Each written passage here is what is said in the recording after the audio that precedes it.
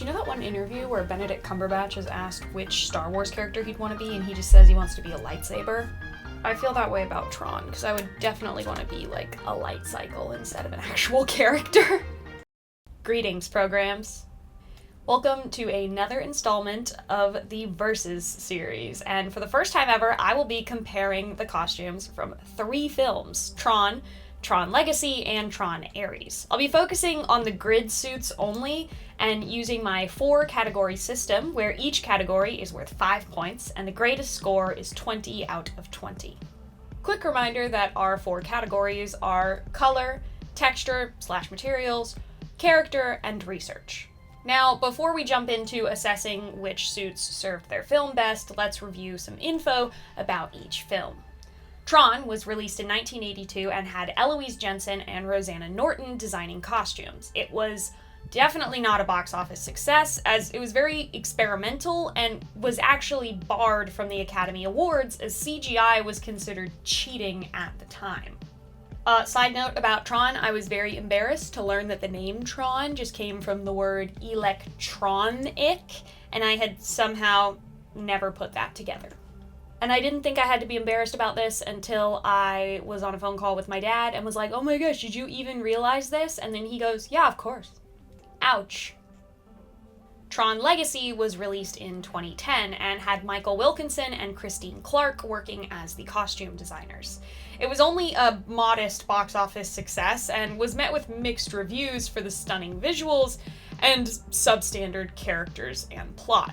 Tron Ares came out 1 week before filming this video in 2025, and saw Christine Clark return as costume designer along with Alex Friedberg. It is, much like its predecessors, not a box office hit, and is more spectacle than substance. Alright, now that we've discussed the specs of each film, let's get on to the scoring. Starting with Tron and its color, all of the grid scenes were shot in black and white. So the costumes are just white suits with black circuitry patterns on them. However, because of the backlighting methods used in post, the suits could have glowing color in place of the black. So we are dealing with a monochrome palette plus an accent color of the neon, which means the accent color is really going to carry the score for this category. For the most part, the color seems to be divided into simple good and evil, or in this case, blue and red. With blue representing programs that are loyal to the users, and red representing those loyal to the Master Control Program, or the MCP. However, if we look a little closer, we do see other colors show up in this movie. Yellow denotes hackers or searchers. This teal-green color is only seen on the military, like tank drivers, and the purple is on utility programs or data pushers. And there are some that are just left with plain black on the circuitry, and they're data monks, I guess? They're the ones I'm least sure of, but they kind of creep me out. It all seems like a nicely organized system with lovely rules and labels for the colors, something that I happen to be a big fan of. However, there is a point in the movie where Flynn disguises himself in red lights, and it's not really acknowledged, so the audience just kind of must assume that it was possible to use his user power. And we see blue-lit characters working for and interacting with the red characters, so belief in users is punishable in some cases but not others. I would just have liked to see some stricter rules on what the colors mean and how they work, but other than that, I have no complaints, so 4 out of 5. Also, I am fully aware that the colors and the different meanings behind them are so well thought out in the Tron Uprising series, but I am only reviewing movies in this video, so sorry. On to texture and materials for Tron.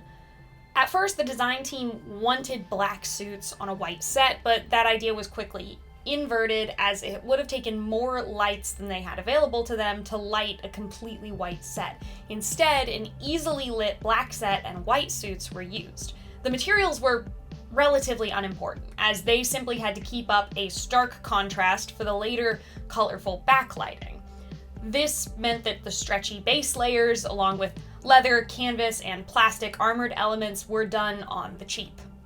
with recycled sports padding and helmets being used. Shout out to the iconic hockey helmets, as well as paint and black masking tape making up the circuitry patterns. And though the result has cool lighting effects, the materials look cheap, even after the edit, which earns the category a 2 out of 5. On to category 3, character. The character communicated through costume in Tron is quite good, I think. As we already discussed, the color of the circuitry can symbolize a purpose or a belief, and I am a big fan of the Blue Lit program's belief in users being likened to a religion by the MCPs. The shape of each character's armor can also tell us a bit about them. The programs sent to the games all have the same helmet, and it's also true of the tank drivers. The most character comes through, though, I think, in the circuitry patterns. The programs working for the MCP all have the same circuitry, as they are parts in a machine. Meanwhile, Tron, Flynn, and Ram all have unique circuitry since they are individuals who reject the MCP. I especially like Tron's little, T that he has on the chest, so 5 out of 5. Lastly, for Tron's costume is research. The concept design for the film was done by Sid Mead, an American neo-futurist industrial designer. His designs for the film are gorgeous, but really ambitious.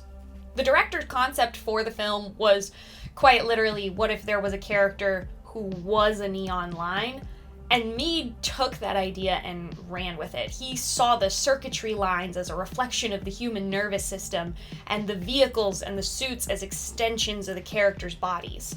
And I think that his vision for the suits, characters, and world of Tron was way ahead of their time, and it was executed to the best of their abilities. So 5 out of 5. Moving ahead to 28 years later, Tron Legacy. Same as before, I'll start with color.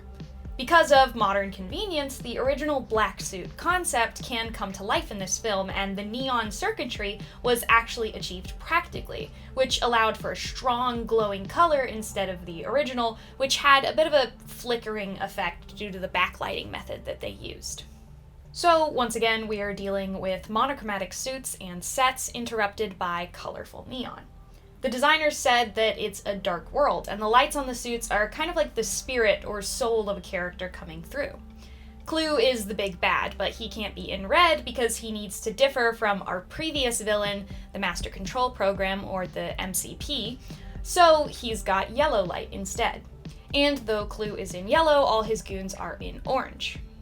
Sam is whiter than blue, which I appreciate since he comes into the grid accidentally and doesn't really have a side.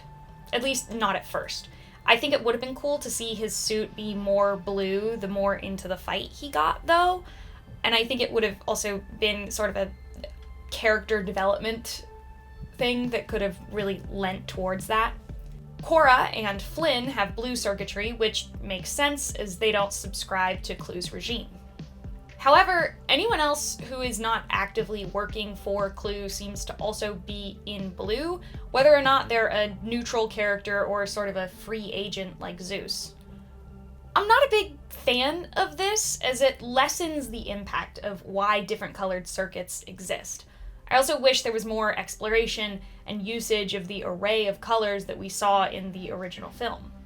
Some of the characters are also dressed in all white, and I tried to see the meaning in this, but the best that I could come up with is that they're either inactive characters that exist in a sort of neutral zone, or maybe they specifically work in the service industry.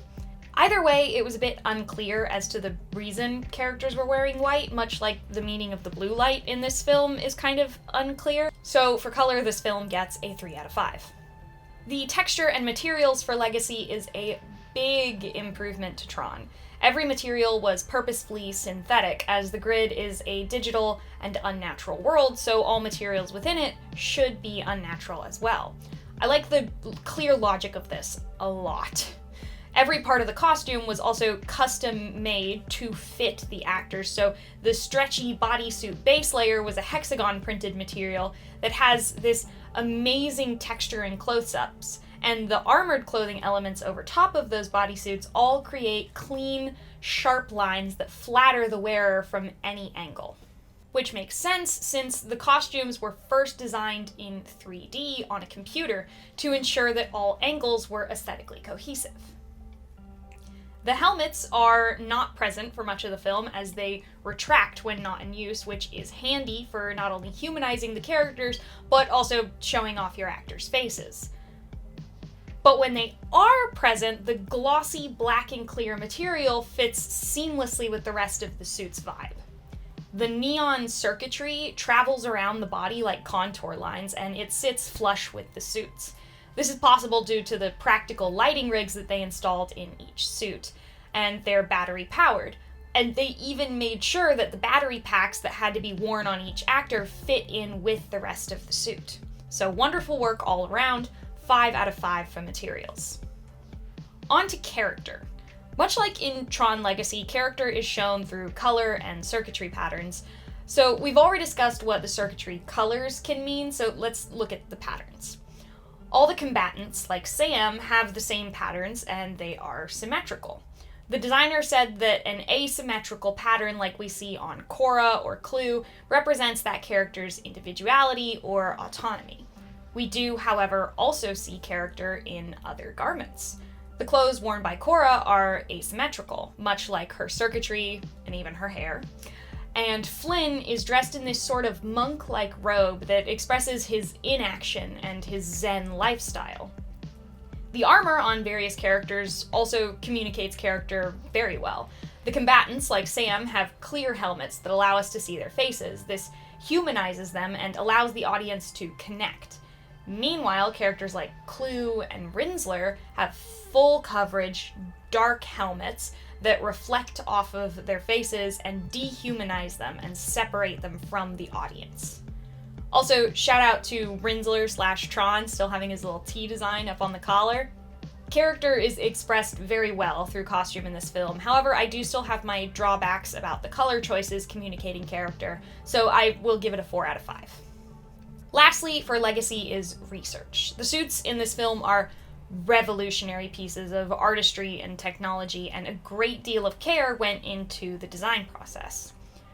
The glowing circuitry is a practical effect, which at the time was tech that only existed in Japanese security vests, and is called a polymer-based elastomeric electroluminescent lamp.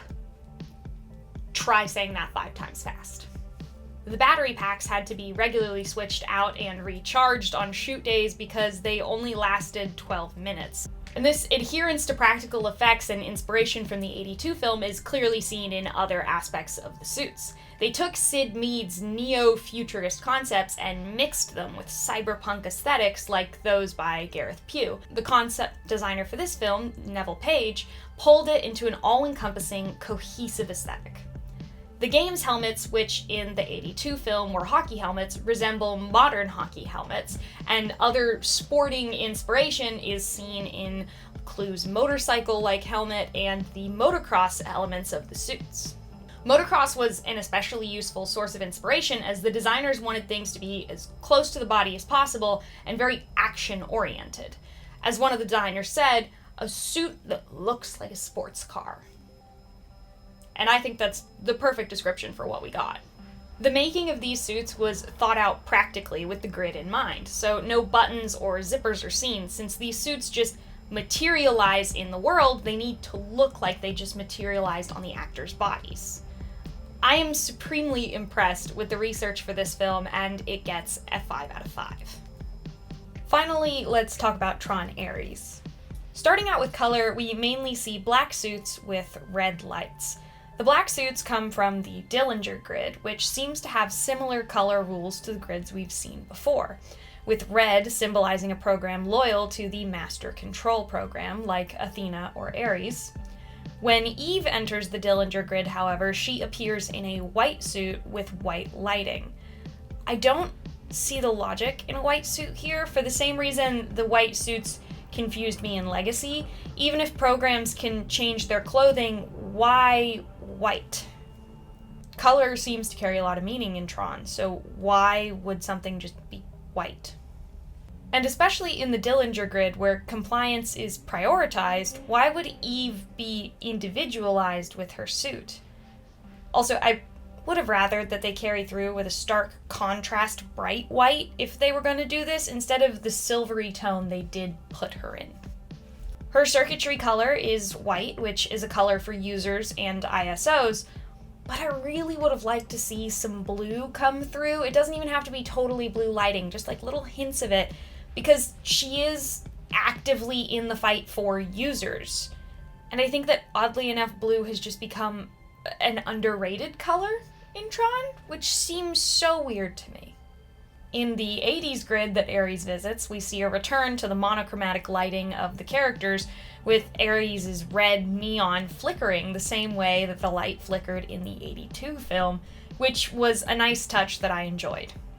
We meet Flynn's digital ghost, who's dressed much like he was in Tron Legacy, except this time he has glowing white purplish circuitry. The white is the color for users, which makes sense here, and purple was originally meant as a color for data pusher programs.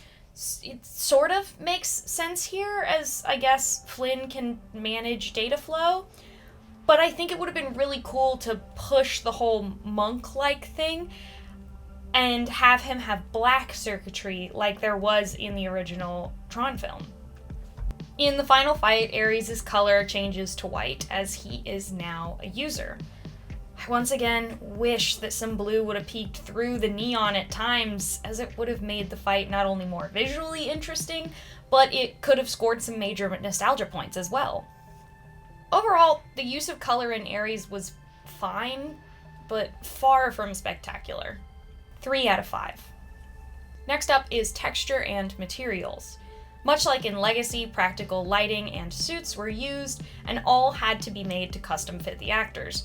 The bodysuits are printed with circuitry patterns on them, and Eve's suit, we can also see a triangular pattern in there as well. Eve's suit is reminiscent of the suits in Legacy, with curved contour and light armor that clings close to the body. Meanwhile, the programs of the Dillinger grid are more heavily armored. They all wear chunky, thick-soled boots and solid, thick armor, covering most of their bodies. It's a very militarized look, which is appropriate for the film. The armor is made up of both matte and shiny surfaces that contributed some awesome reflections to add even more light to the costumes, but they do come across as more restrictive and stiff. There is also circuitry patterns engraved onto the armor that matches those on the bodysuits. The materials themselves are much like those used in Legacy, as I discussed before. There isn't a lot to discuss for texture and materials for Ares that I didn't already cover for Legacy, but I have nothing negative to say, so 5 out of 5. Moving on to character. In previous Tron films, the division between good and evil is primarily drawn with color, and that is true of this film as well. However, we also now have silhouette to consider. The characters loyal to the MCP have sharper angles in their costumes, and those who are users or fight for them have smoother silhouettes. This could be just because of the programs in this film coming from the Dillinger grid, where sharper angles might be standard issue, but Eve throws a wrench in this when she appears in her suit without them. So it seems to be more indicative of their military nature rather than a standard issue for the grid. I would say that the programs and Eve could be identified as being in the Dillinger system by their identity discs that have an octagonal center that is standard for that grid. However, I can't say this because this is also thrown aside in the post-credit scene when Julian receives an identity disc that resembles the ones from 1982. Something that could communicate individuality and legacy was asymmetrical circuitry patterns, which we see none of in the new film, and I was very disappointed. I would have loved for Eve, or even post-permanence Ares, to sport some asymmetry that communicates their autonomy as users. Speaking of post-permanence Ares, his added chest circuitry is a cool throwback, but I don't see much point to it besides nostalgia. If it wasn't added and instead entirely replaced his old patterns, I think it could have had a deeper impact. Instead, it just kind of looks slapped on top of his old armor. You could have even taken it a step farther and have Flynn gift him a whole new look for his newly granted life, or for the final fight, give him some of the cool, smooth, contour-lined armor that we associate with the side of good and users, which Ares is now part of. Overall, I can see some effort made to communicate character, but I don't see much success from those efforts, which earns it a 3 out of 5. Lastly, for Ares is research. There are no vias on the neon circuitry of any of the suits in this film, and it bothered me so much. Vias are the little circles on the armor. I not only prefer the look of them, but they are also actually essential in computers to connect different layers of circuits in the computer. So seeing these contour lines without their circles, it didn't bring to mind electronics to me, and it simply looks like decorative contour. I'm aware I did not add any vias to 2 of my looks today, but that is purely due to laziness and nothing else. I'm not being paid like the Tron designer, so I do not owe anyone vias. However, the circuitry patterns that have been printed onto and carved into the suits and armor do look correct, and their layout brings to mind the concept work of Sid Mead for the '82 film. Loved that. Considering Christine Clark returned to design for this movie, I'm not surprised to see similar references as were made in Legacy. I do, however, wish that more had been dug up or expanded upon. The nervous system-like circuitry and the throwbacks to 1982 were fun and a good call, but it didn't make me as curious or inspired as the work she did for Legacy. It kind of just feels like they found this one picture that Mead made for the 1982 film and used that as their reference for all the fun details they could, instead of exploring the wide array of work that he had to offer. Tron is a great world to play in with strong concepts, but we've seen it before, so 4 out of 5. And now that we've discussed and scored each film, let's tally them up.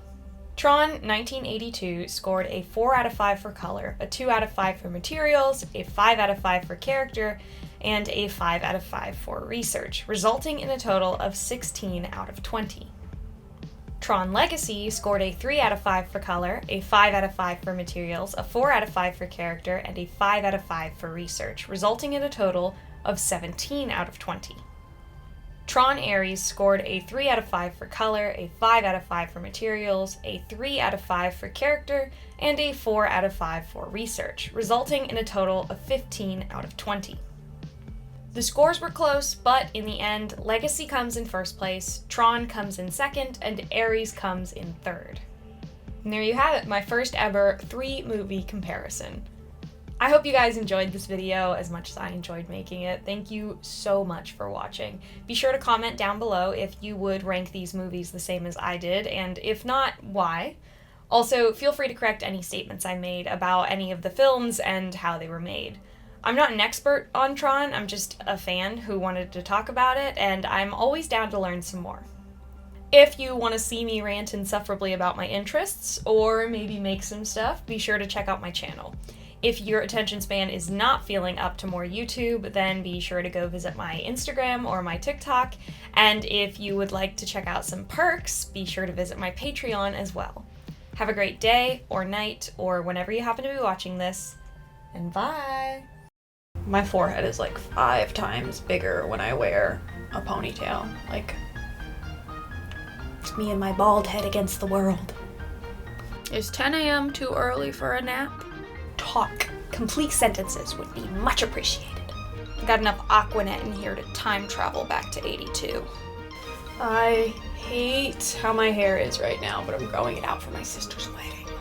If you're watching this, I'm sacrificing so much comfort for you because this is a sensory nightmare. Every time I finish filming, my spine is just ready to return to cashew mode. Oh no, I kind of like this. Am I about to paint circuitry on my clothes?